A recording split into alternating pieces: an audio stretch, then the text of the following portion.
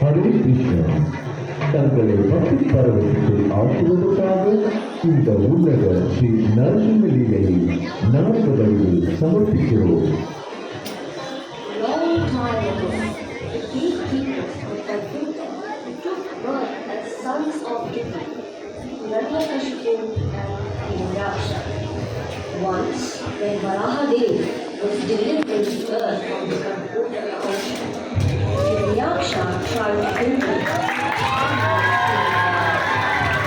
His brother Hiranyakashipu was filled with rage.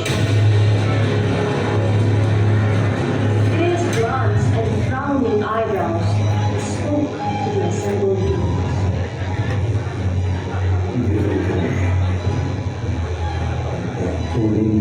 தேவர்களுடன் சேர்ந்து இந்த மாயவன் விஷ்ணு என் தம்பி இரண்டாட்சனை அநியாயமாக கொன்று விட்டான்.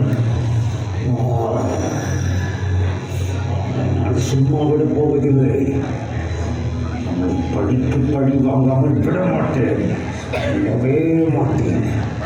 இப்பொழுதே காட்டுக்கு சென்று அதுவும் தவம் புரிந்து அந்த பிரம்மாவிடம் சாகாவரம் பெற்று வரப்போகிறேன். இந்த விஷ்ணு, அந்த சதிகாரன் விஷ்ணுவன் அழிவு என் கையில் தான். உன் தம்பி மீது சத்தியம்.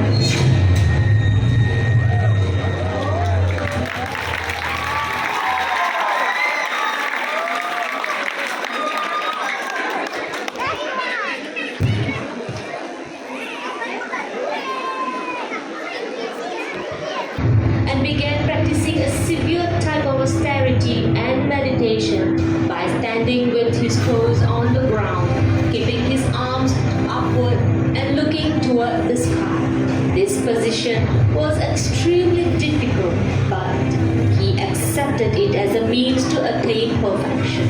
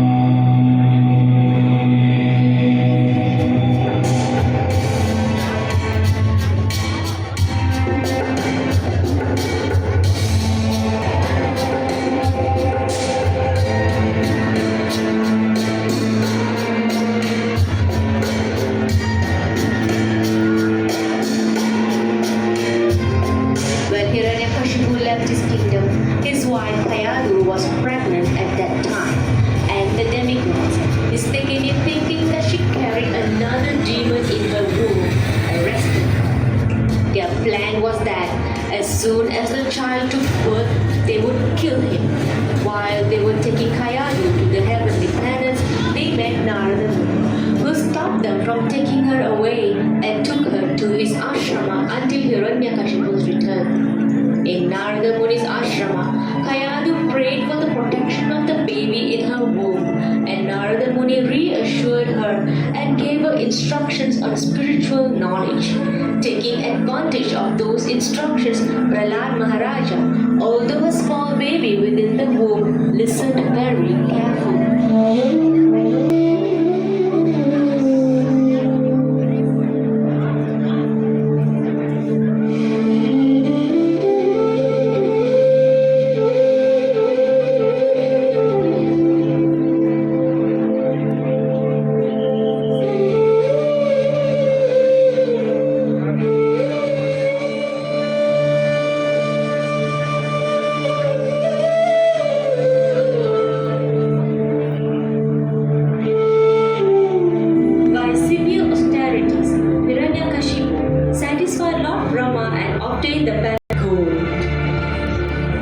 Nonetheless, he continued to be envious of Lord Vishnu, who killed his brother.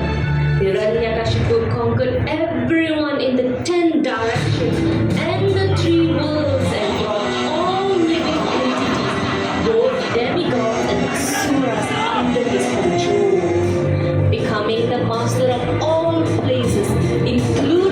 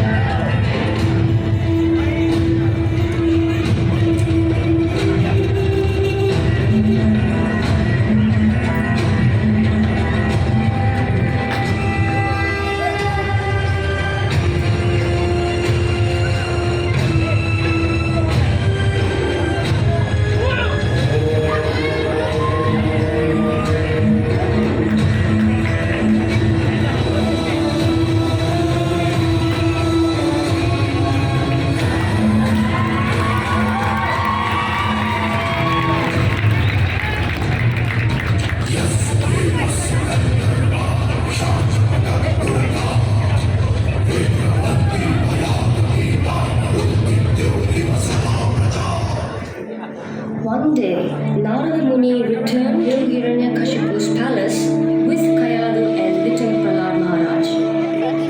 ஹிரண்யகசிபுவுக்கு வெற்றி உண்டாகட்டும். வாருங்கள் நாரதரே. என் அருமை மனைவி, அருகில் யார் இந்த திருவன்? ஹிரண்யகசிபு, இவன் உன் தவ புதல்வன் பிரகலாதன்.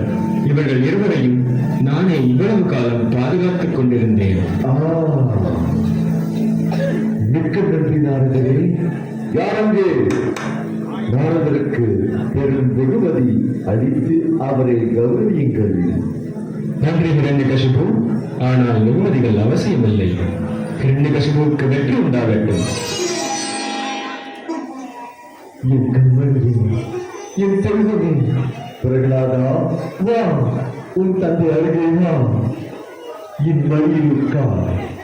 இந்த அழகிய சிம்மாசனம் விரைவில் உன்னதாகிறது. அதற்குள் நீ எல்லாவற்றையும் கற்றுத் தெரிந்து என்னை விட சிறந்தவனாக விளங்க வேண்டும். யாரங்கே? ஒரு சுக்கராச்சாரியாரின் புதர்களான சண்டா, அமர்காவை அழைத்து வாருங்கள். தங்கள் உத்தரவு மன்னா. வாருங்கள் சண்டா, அமர்கா. என்ன நலம் தானே? மாமன்னன் ஹிரண்யகசிபுவுக்கு வெற்றி உண்டாகட்டும். தங்களின் ஆட்சியில் எங்களுக்கு என்ன குறை? நலமுடன் உள்ளோம். சரி சரி, சொல்லுங்கள். யார் முழுவதற் கடவுள்? தாங்கள் தான் அரசே. தங்களை விட உயர்ந்தவர் யாருமே இல்லை. நல்லது. வாரின் நோக்கம் என்ன? தங்களுக்கு என்றென்றும் சேவை செய்து தங்களை மகிழ்ச்சியுடன் இருக்க செய்வதே. சரியாக சொன்னீர்கள். நீங்கள் இருவரும் தான் என் செல்ல மகனுக்கு சரியான உருவார்கள். என் மகனை சகலகலா வல்லவனாக்குங்கள். தங்கள் கட்டளைப்படியே மன்னா. Two sons named Sanda and Amarka, to whom Prahlad Maharaja was entrusted for education. Although the teachers tried to educate the boy Prahlada in politics, economics, and other material activities, he did not care for their instructions. Instead, he continued to be a pure devotee. One day, Hiranyakashipu inquired from his son what the best thing was that he had learned from his teachers. என் செல்வ மகனே, அசுரபுர பேரரசின் வீரர்களுக்கு பிரகலாதா, வா வா, அருகே வா. இந்த இடத்தை எடுத்துக்கொள். வந்து என் வழியில் உட்கார். நீ குருகுலத்தில் கற்றவர்களை சொல்லி என்னை மகிழ்ச்சி வெள்ளத்தில் ஆழ்த்து. சொல் மகனே, சொல். வணக்கம் தந்தையே. நாம் இந்த உடலின் தற்காலிக நிலையை உணர்ந்து முழுமத கடவுளான ஸ்ரீமன் நாராயணனுக்கு பக்தி தொண்டு செய்ய வேண்டும்.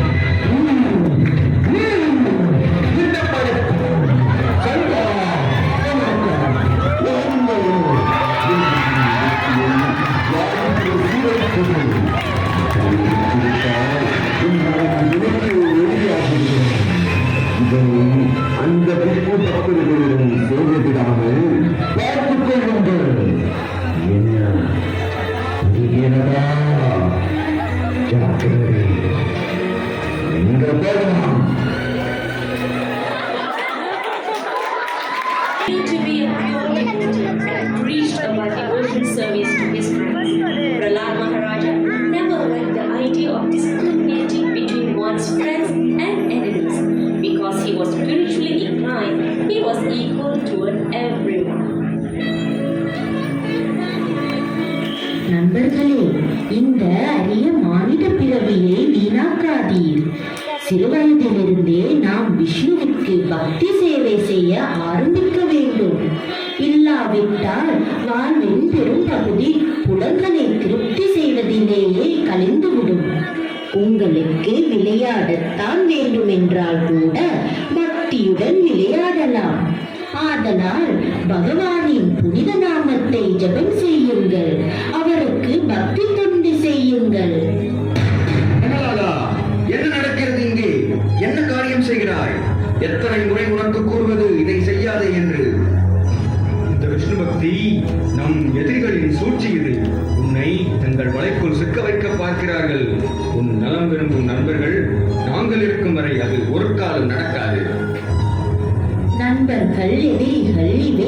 எல்லாம் வெறும் பௌதீக விஷயங்கள்.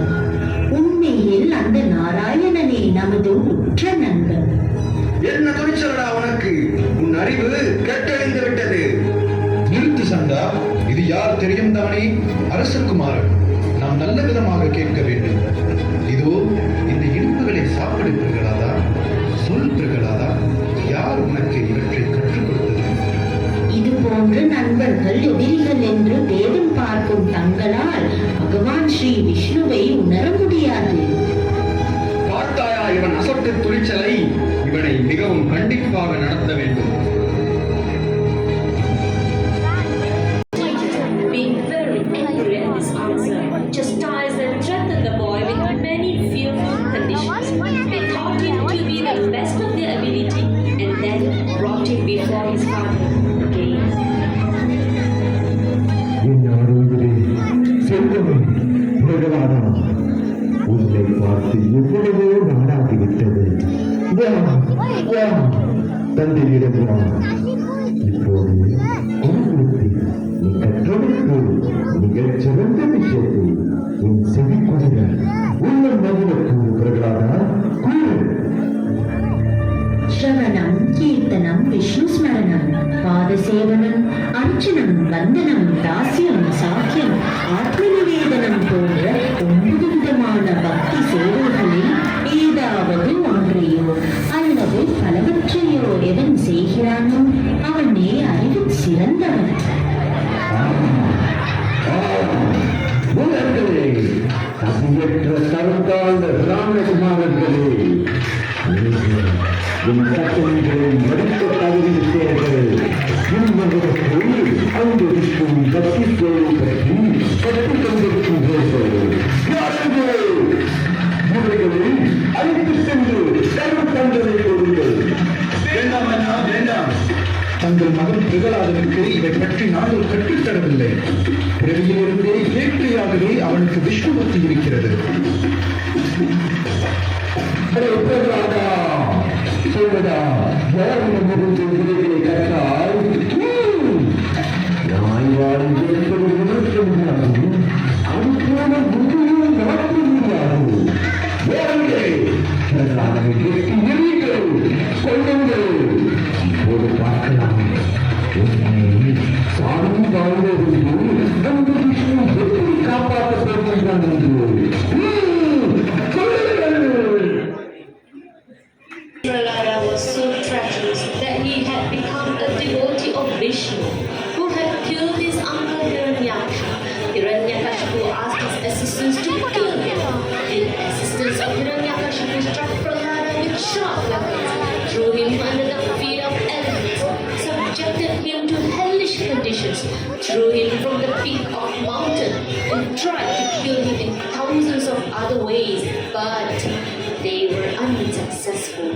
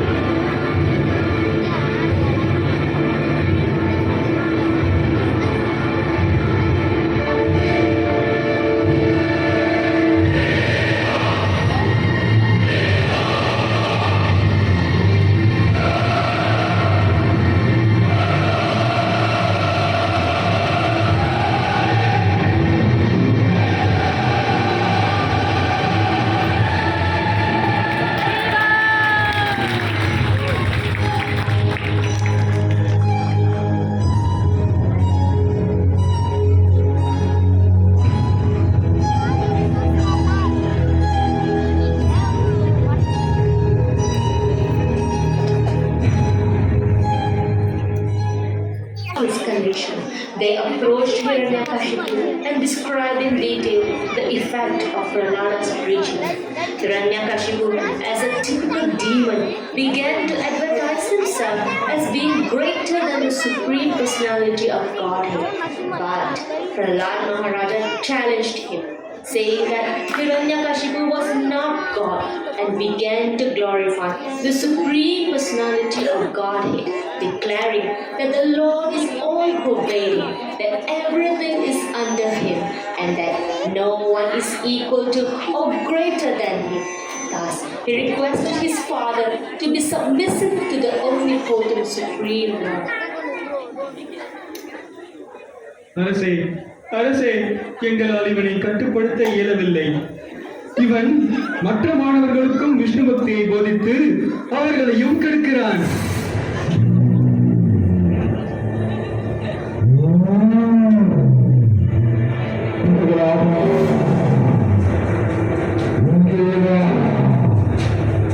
உலகம் அளிக்க வந்த கோட்டானே, நீங்கள் குலத்திற்கு ஒரு பெரும் பலமான சின்னம். நானும் கசால் உன்னை விரோதம் அங்கு நிலம் கூட மன்னிக்கின்றான். ஆனால் நீ எப்படியா புரியும் தோன்றி எதற்கான இருக்கிறாய்? இந்த சக்தியை அளிப்பவர் சொல்படாதான். தந்தையே, தங்களுக்கு எங்கிருந்து சக்தி கிடைத்ததோ அங்கிருந்து தான் எனக்கும் கிடைத்தது. அதனால் தயவு செய்து அரக்க குணத்தை விட்டுவிடுங்கள். கட்டுக்கடங்காத புலன்களாலும் பௌதீக இச்சைகள் மீது கொண்ட பற்றுதல்களாலும் தங்களால் பகவான் ஸ்ரீமன் நாராயணனை உணர முடியாது. தந்தையே, தங்களின் அசுர குணத்தை விட்டுவிட்டு அந்த ஸ்ரீ ஹரியிடம் சரணடையுங்கள். அவளை முழுவத கடவுள்.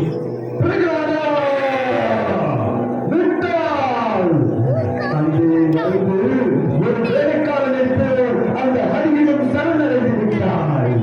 என்னை இந்த பூமியின் மதில் என் மூச்சு காற்றில் மூலகம் நடுங்கும்.